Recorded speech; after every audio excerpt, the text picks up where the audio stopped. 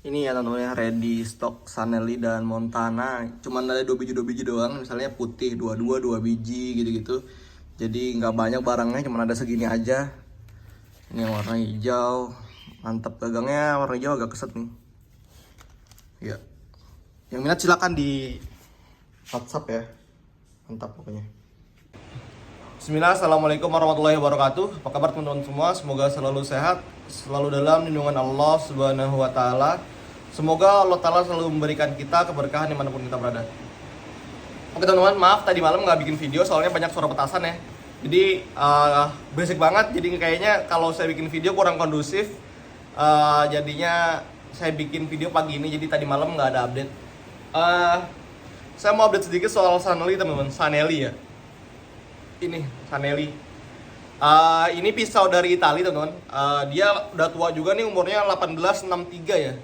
Ya emang tetap lebih tua herder sih, cuman ini udah lumayan lama juga ya, udah ratusan tahun. Jadi secara teori teman-teman ya, kalau dari teori ini Sanelli punya bahan itu X50 CRNMOV 15 ya. Jadi ada N-nya aja. Kalau biasanya kan X50 CRNMOV 15 itu kayak Isel, Victo gitu-gitu, Gusto bahannya kayak gitu sama. Nah, kalau Sanelli kelebihannya adalah dia punya unsur N. N-nya itu apa? Ternyata N-nya itu adalah nitrogen, teman-teman. Nitro gitu, nitro B.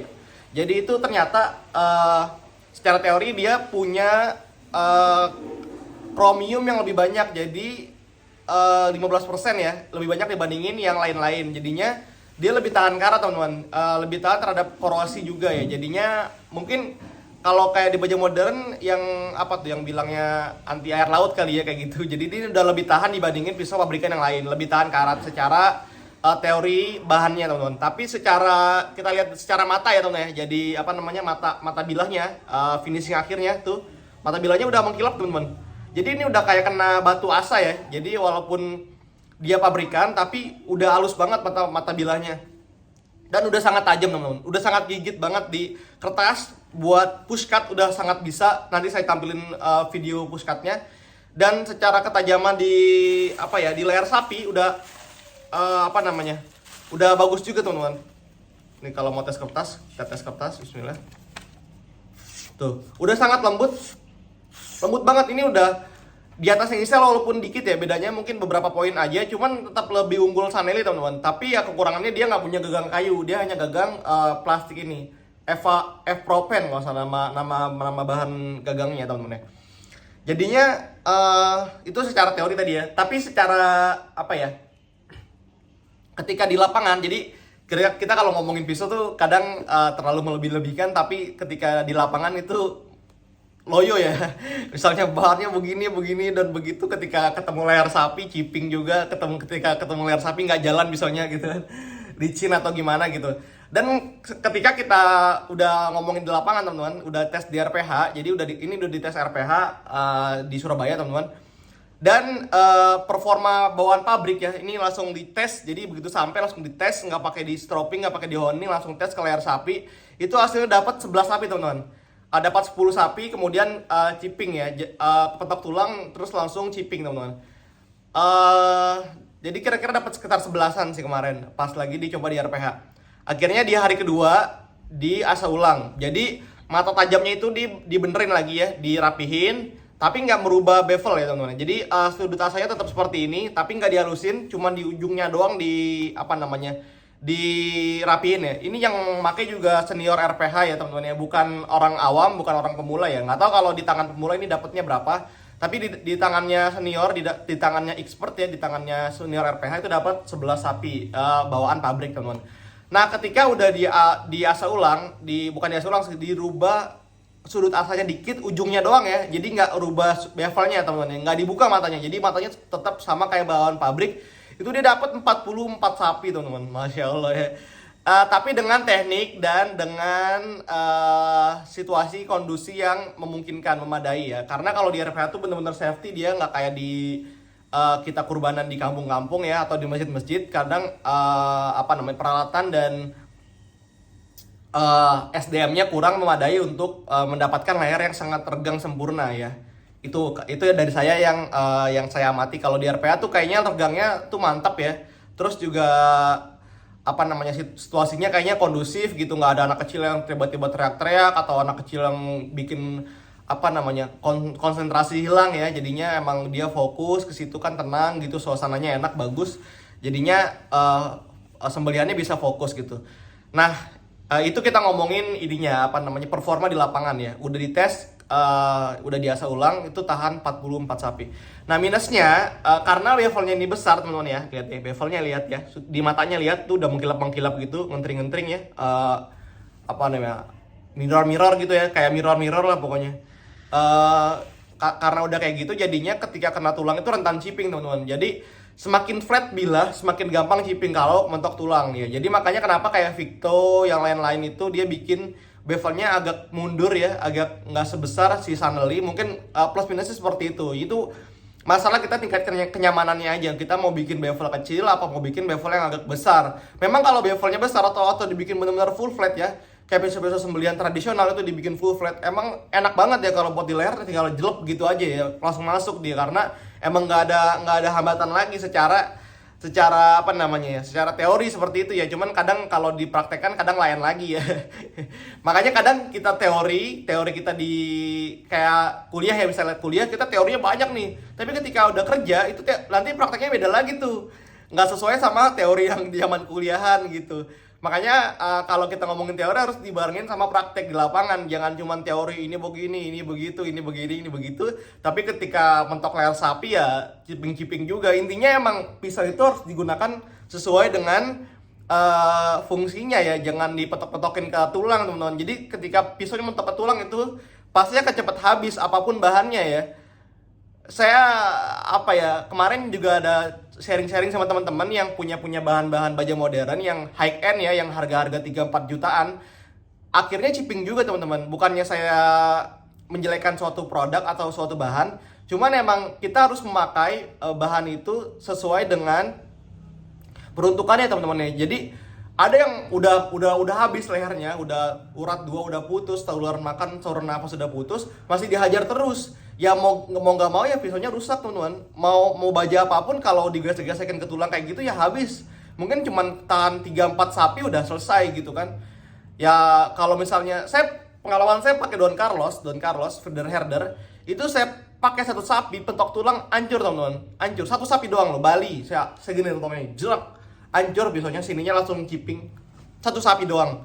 Nah, maksud saya jadi kita harus imbangi antara antara kualitas pisau dengan skill motongnya ya. Harus punya feeling kapan berhenti, kapan masih tekan, kapan menggesek, kapan mendorong gitu-gitu. Itu harus dibarengin semua. Oke, kita balik lagi tentang Sanely teman-teman. Iya, jadi si Sanely ini kemarin saya masukin cuma 1 biji doang. Misalnya ukuran 241, ukuran 261, ukuran 281 gitu-gitu. Tapi yang sekarang saya masukin adalah 2 pieces per warna. Misalnya 24 di warna biru, berarti ada 2. Terus 26 di warna biru berarti ada 2 gitu. Dan yang di warna kuning seperti itu juga, 22 di warna kuning ada 2. Jadi emang ini terbatas ininya, apa namanya, piecesannya teman-teman. Dan juga ternyata di Arabnya, di Saudi ternyata udah kosong teman-teman. Udah banyak varian yang habis. Jadi mungkin ini akan menjadi barang yang langka. Apa ya? Dia tuh emang harganya emang nggak semurah Isel atau nggak seterjangkau Tramontina gitu ya. Tapi kualitas yang dikasih sama Sanely itu insya Allah di atas rata-rata, di atas pisau pabrikan pada umumnya. Yang saya rasakan ketika feel megangnya juga emang enak teman-teman ya. Jadi Sanely ini ternyata punya 2 varian, mungkin ini sama si Montana teman-teman. Ini Montana juga ada banyak warna ya. Ada yang abu kuning, ada yang abu merah, ada yang abu biru, ada yang abu putih. Dia ternyata sama Sanely, cuman bedanya ternyata Montana adalah produknya Sanely juga. Nih, jadi kalau kita baca di plastiknya, Montana is a brand of Sanely Ambrogio. Jadi emang si Montana itu ya Sanely juga, cuman dikasih ini karet sini teman-teman. Dia ada karet buntil-buntil ya. Dan harganya lebih mahal ini. Kalau Sanely dia cuman plastik doang. Plastik kayak macam Ergo Grip gitu ya, F-Propen gitu, kayak macam-macam yang dipakai sama FDIC, sama feeder herder, sama Don Carlos ya. Kalau si Montana ini dia punya karet teman-teman, punya karetnya tapi kombinasi sama warna gagang ininya, gagang plastiknya teman-teman. Jadi Montana ini punya harga yang lebih mahal, sekitar 50.000 lebih mahal dibandingin Sanely gitu. Tapi di feel pegangnya ada beberapa Montana yang lebih besar ya, kayak Montana ukuran 28 sama ukuran 30, dia besar sekali. Gagangnya ini yang ukuran 22. Yang 22 masih nyaman di tangan saya nih, masih ngepas banget ya. Walaupun agak kebesaran sedikit ya. Kalau Sanely mah enak nih, di tangan saya masih agak masuk gitu. Nih kalau kita lihat teman-teman, nih ya seperti ini tuh. Dia ngentring-ngentring banget tuh ininya, apa namanya, di rambut tuh bener-bener nempel teman-teman. Jadi katanya senior RPH itu, si Sanely ini ketika di leher itu bener-bener gigit teman-teman ya, gigit banget ya. Mungkin saya juga belum coba sih ya, tapi yang saya cobain kalau coba di kertas itu gigitnya tuh mirip-mirip sama hydrocarbon ya gigitnya ya, secara gigitan. Tapi katanya senior RPH itu, tapi secara sayatan dia tuh masih agak berat. Dia nggak tahu kenapa masih agak berat ketika disayat, atau mungkin karena bevelnya masih bevel pabrik ya. Jadi kan yang dirubah itu cuman ujungnya doang nih, ujungnya dirubah dikit ujung. Jadi ini bevel ujungnya sini nih yang bagian tajamnya itu dirubah pakai batu alam Surabaya teman-teman, kayak gitu. Nanti harganya saya cantumin di atas buat Sanely yang semua ukuran dan semua warna ya. Nanti saya masukin listnya cuma di sini, mungkin di sini gitu. Nanti semua saya tulis berapa harganya dan berapa ukurannya ya. Buat teman-teman yang minat Sanely ini silakan boleh dipesan, udah ready barangnya. Dan insya Allah ini punya kualitas yang ajib ya. Kalau mau nanya inian dimensi ya, dia punya ketebalan itu sekitar 2,6-2,7 ya, hampir sama kayak Isel teman-teman. Ini saya pegangnya ukuran 22 cm. Kemarin saya nggak masukin ukuran 22 karena merasa kependekan ya. Tapi ternyata ini mungkin enak juga kalau buat sembeli tarik ya. Jadi dia punya ukuran dari 22 sampai 33 teman-teman. Mantap ya.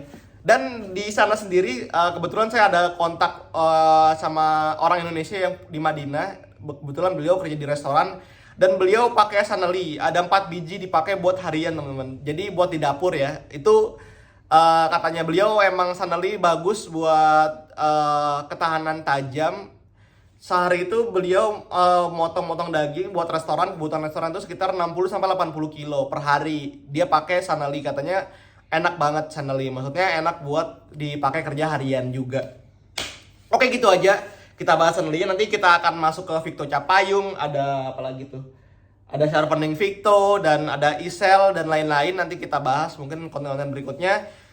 Simak terus di Arena Pisau teman-teman. Insya Allah ada masih banyak barang-barang kita yang sangat menarik-menarik buat disimak dan buat dibeli. Golok-golok lokal juga udah pada masuk juga, yang gagang-gagang tanduk bule. Mungkin nanti setelah ini kita update juga. Makasih teman-teman yang udah nonton, komen, like, subscribe, yang udah kasih masukan soal Bila, yang udah sharing-sharing tentang Bila, batu asa segala macam. Saya ngucapin jazakallahu khairan karena saya masih anak bawang di dunia pisau ini. Umurnya belum lama ya, umur masih baru setahun mendalami dunia pisau dan masih baru banget, belum banyak pengalaman. Mungkin dibandingin bapak-bapak di rumah, saya nggak ada apa-apanya, pengalamannya masih sangat minim. Jadi masih banyak butuh tentang sharing-sharing tentang pisau-pisau teman-teman. Gitu aja, makasih teman-teman ya. Mohon maaf kalau ada kata-kata yang salah atau ada tingkah laku yang kurang berkenan selama video ini berlangsung. Kita jumpa di konten berikutnya. Assalamualaikum warahmatullahi wabarakatuh. See you next video.